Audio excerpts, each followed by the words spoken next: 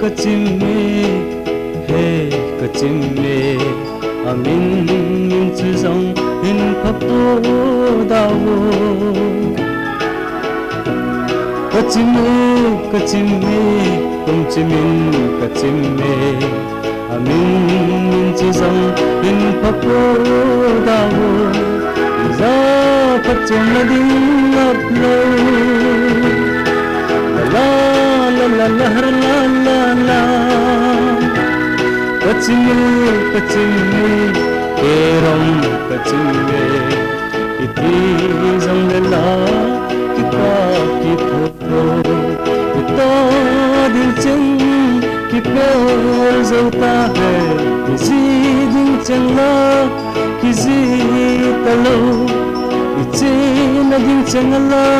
kichi talo kalong se o baha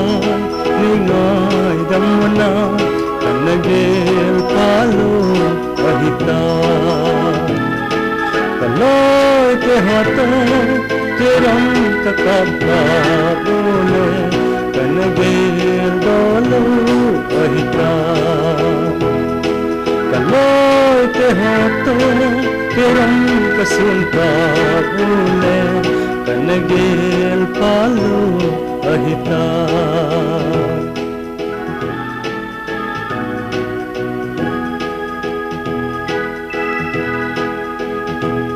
kana say zie boy kenang kalung set na lungdang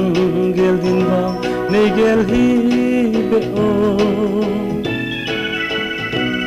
kana say zie boy kenang kangai dan ho lungdang gel din ba nei gel lo zen la la la la la la la la olin hin khan zen lo chun kachime silanga nang kan bel jing ti zang le la ki hai the de lo ki to ding ching ki pel zauta ki zi ding chang la ki zi ta lo che na ding chang la ki che ta lo kalung se o baha kingai dam tai tina kanagel palo ahita kaloy te hato keram kakaka bole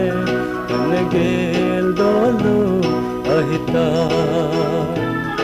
kaloy te hato keram kasun ka bole kanagel palo ahita